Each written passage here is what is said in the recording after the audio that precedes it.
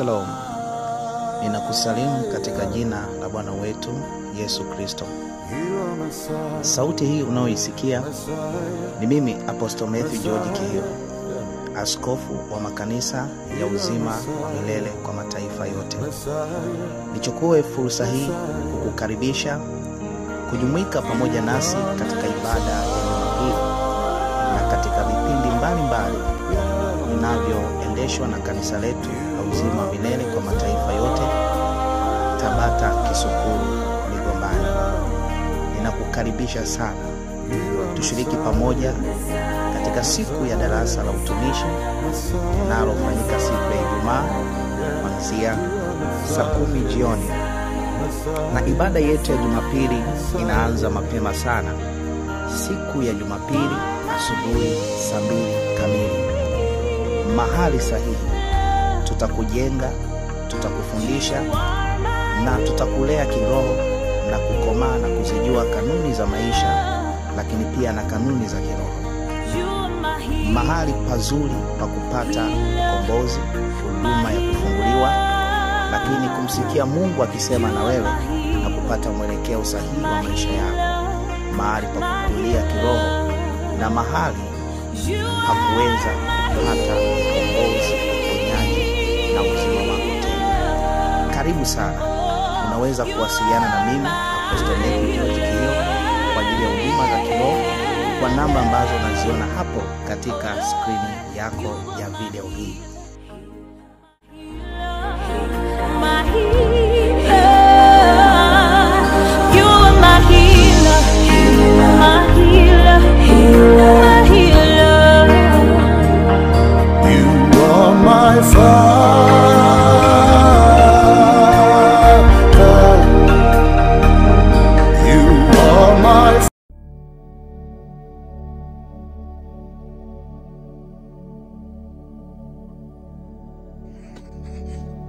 Bwana Yesu asifiwe.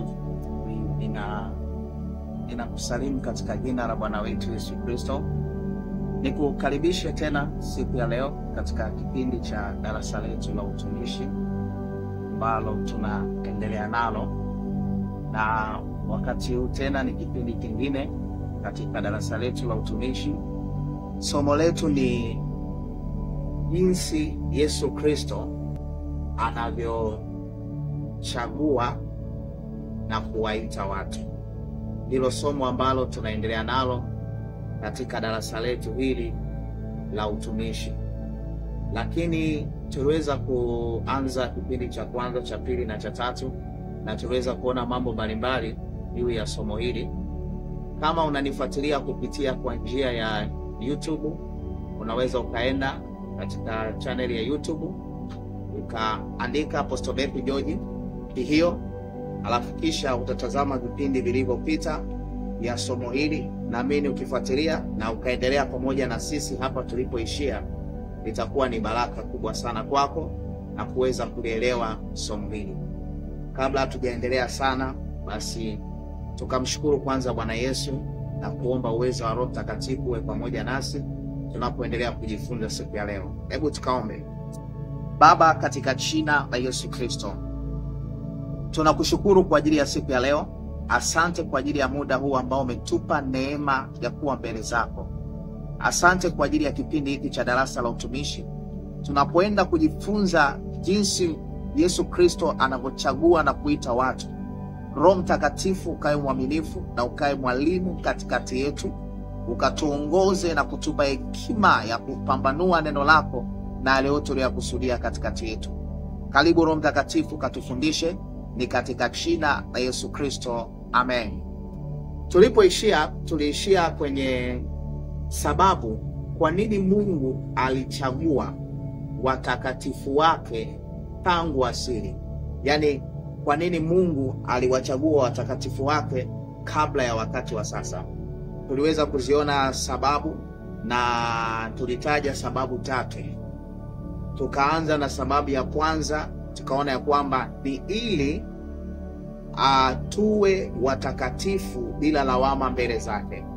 Sababu Mungu ya kuwachagua watakatifu wake kabla ya wakati wa sasa ni ili kuwafanya wale aliowachagua tangu asili au wale wapendwa wake, wapenzi wake aliowapenda kwa upendo wake, waweze kupata utakaso bila kuwa na lawama yoyote watakaoitoa ya kutokutakasika kwao.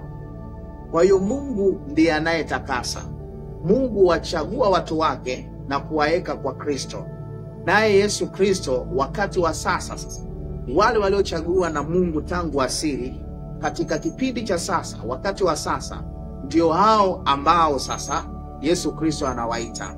Hao ambao Yesu Kristo anawaita, Mungu alishaweka mpango wa kuwatakasa. Na utakaso ambao Mungu anautumia wa kuwatakasa wateule wake ni utakaso wa kuwatenga na dunia na mambo yake. Tuliona katika kitabu cha Yohana Mtakatifu sura ya 17. Pale katika sura 17 kuna maombi ambayo Mungu Yesu Kristo anaomba. Kuna maombi ambayo Yesu Kristo anaomba, na hayo maombi ambayo Yesu Kristo anaomba kwa Mungu, anamwambia Baba.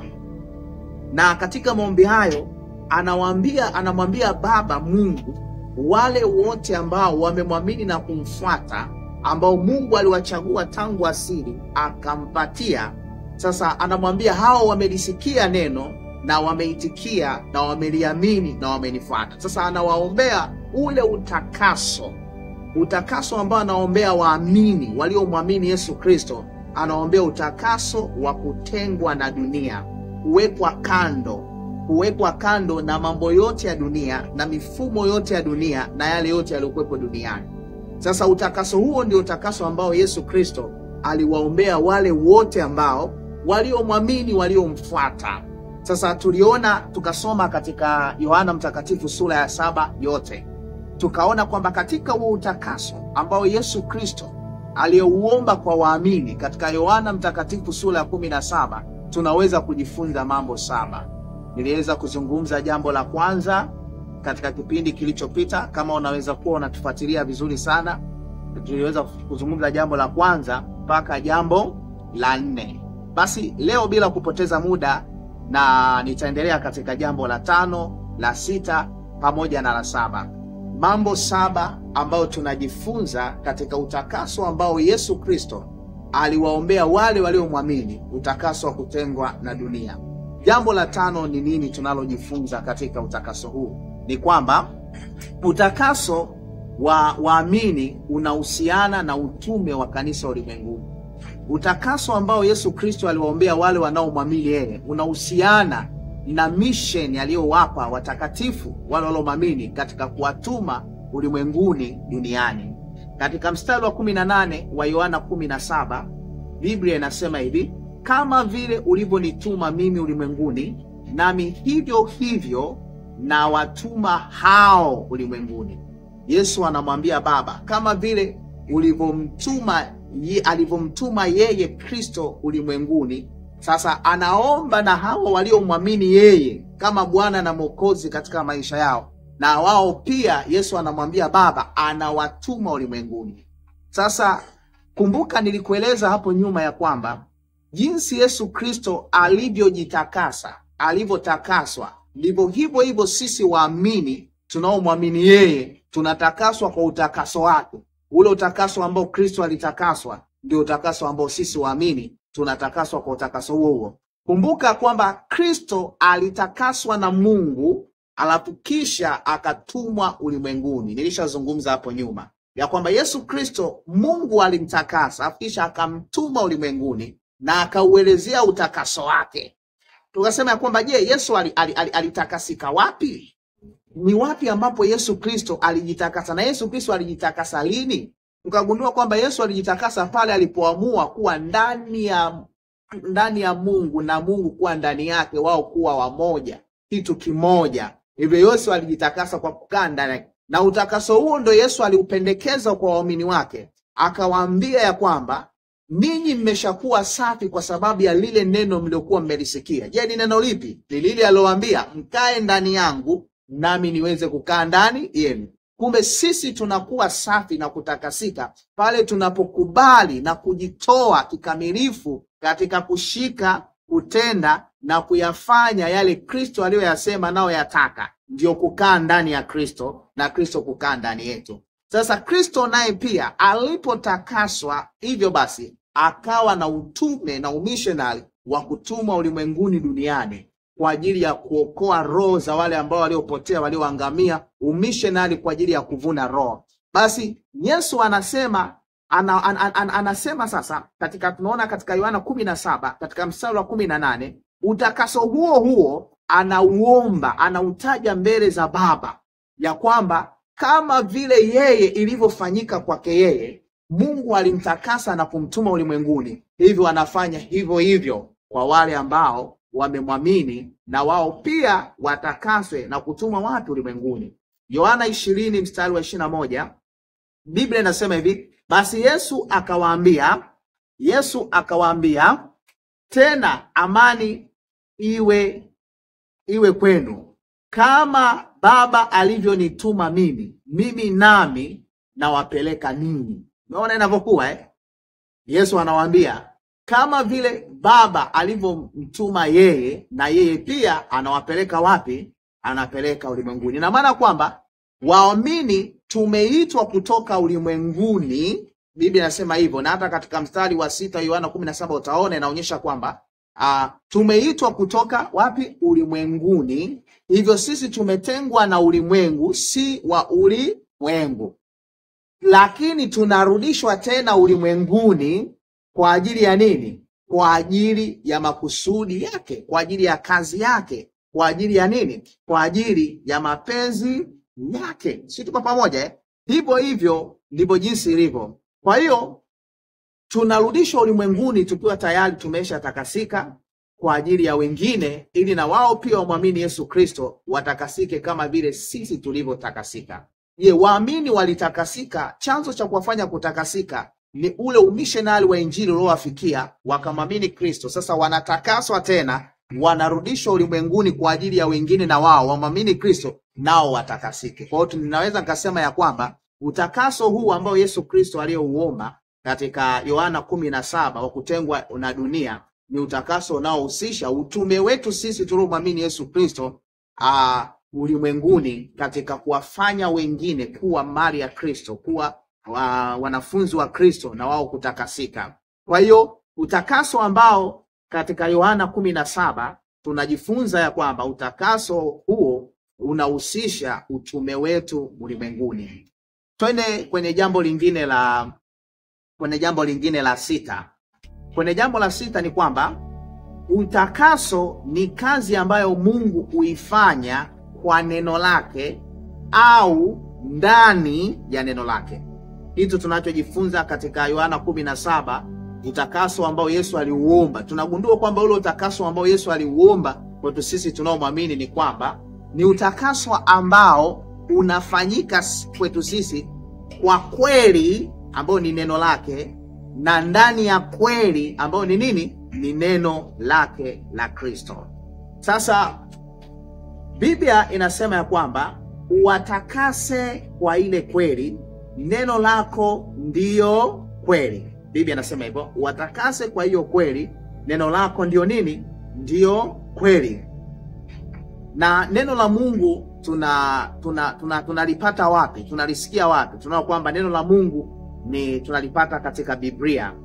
Kwa hiyo neno la Mungu ndiyo njia ambayo Mungu anaitumia kuwatakasa waamini, na ndiyo nyanja ambayo waamini wanapaswa kuishi katika hiyo. Kwa hiyo tunajifunza utakaso ambao Yesu Kristo alikuwa akiuomba kwa ajili ya waamini ni utakaso ambao waumini wanaupata katika kweli, katika neno la Mungu au ndani ya neno la Mungu. Na neno la Mungu ndiyo njia ya pekee ambayo inayoweza kuwatakasa waamini, na ndiyo njia ambayo waamini, yani wale ambao waamini Yesu Kristo, wanapaswa kuishi katika hiyo.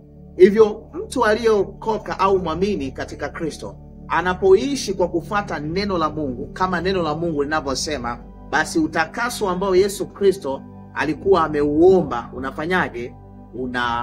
Unadhihirika katika maisha yake.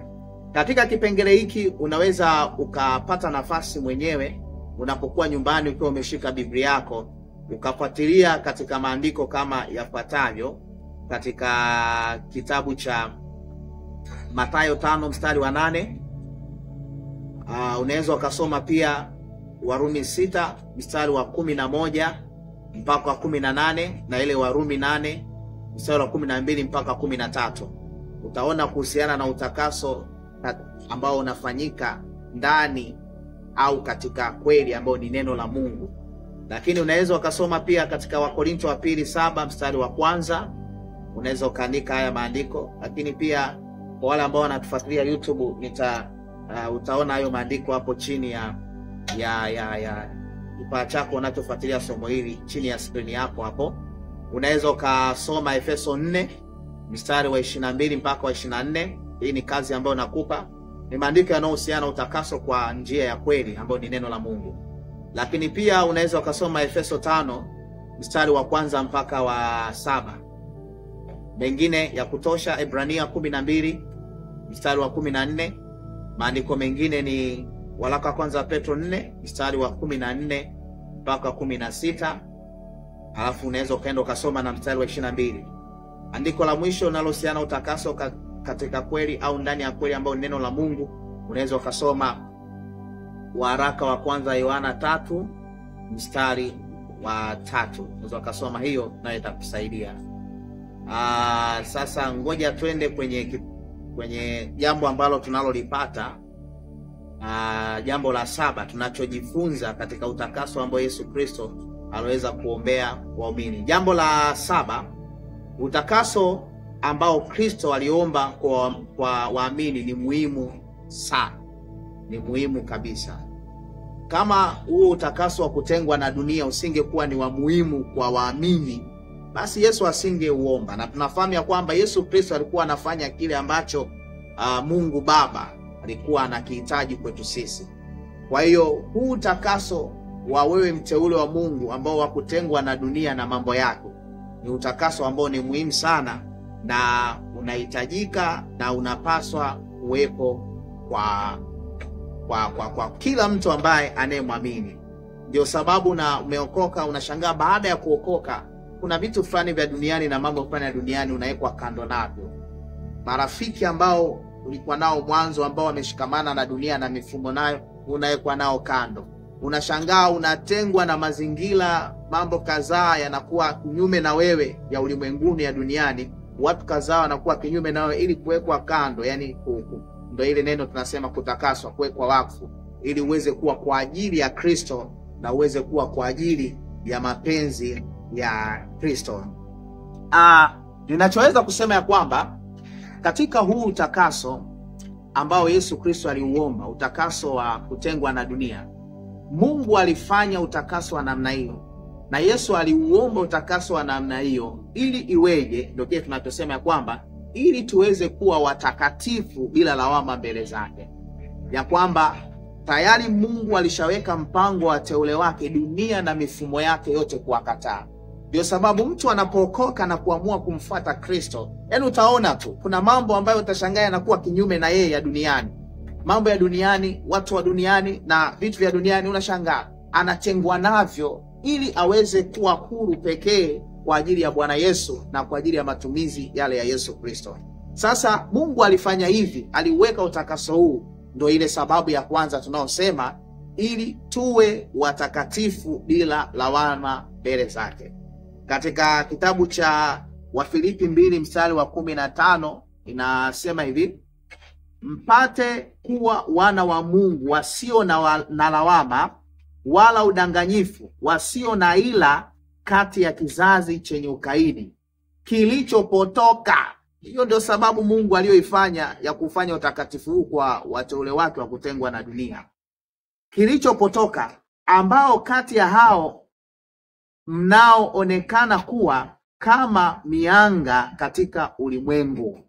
Hiyo ndio sababu kwa nini Mungu alifanya utakaso huu, ni kwa sababu tuwe watakatifu bila lawama mbele zake. Katika Tito 2 mstari wa 14 Biblia inasema hivi: ambaye alijitoa nafsi yake kwa ajili yetu ili atukomboe na maasi yote na kujisafisha watu wawe milki yake mwenyewe, wale walio na juhudi katika matendo mema. Si unaelewa vizuri eh? Kwa hiyo tukiangalia katika Efeso 1 mstari wa 4 ambalo ni msingi wa somo letu hili, lakini pia na kipengele hiki cha utakaso wa waumini na tuwe watakatifu bila lawama mbele za Kristo, tunaona yote haya ambayo Mungu ameyafanya kuwachagua watu wake tangu asili, lakini pia tunaona ili wawe watakatifu bila lawama. Ndani yake tunaona aina ya utakaso ambao wanatakaswa wa kutengwa na ulimwengu, ambao utakaso huo Yesu Kristo aliuomba kwa Baba. Yote haya ambayo yamefanyika ni katika upendo. Ni katika upendo. Ni kwamba Mungu Baba alilifanya au aliyafanya haya kabla yetu sisi kuwa hapa duniani, na aliyafanya haya katika upendo wake yeye mwenyewe. Aliyatengeneza hayo ili mwanadamu aweze kutakasika na kuwa safi na kuweza kuwa huru, ili aweze kuwa milki yake, aweze kuwa kwa ajili yake. Mpaka hapo nitakuwa nimeshaweza kukamilisha mambo 7 ambayo hayo Mungu tuweza kuyaona au tunaweza kujifunza katika maombi ya Yesu Kristo alikuwa akiomba kwa Mungu, ambayo ilikuwa ni utakaso wa kutakaswa na kutengwa na ulimwengu. Na katika umo tumegundua ya kwamba basi ilikuwa ni kusudi la kwamba Mungu aliyafanya hayo ili tuwe watakatifu bila lawama mbele zake. Sasa katika kipindi kinachofuata tutaenda kuona jambo la pili, sababu kwa nini Mungu alichagua wateule wake kabla ya wakati wa sasa. Tutaenda kutazama kipindi cha pili. Sababu ya pili ni Mungu alitaka tuwe watoto wake, wana kwake. Tutaenda kuiona sababu hii katika kipindi kinachofuata. Mungu akubariki sana kwa kuwa pamoja nasi katika darasa hili la utumishi. Tukutane kipindi kinachofuata. Asante sana.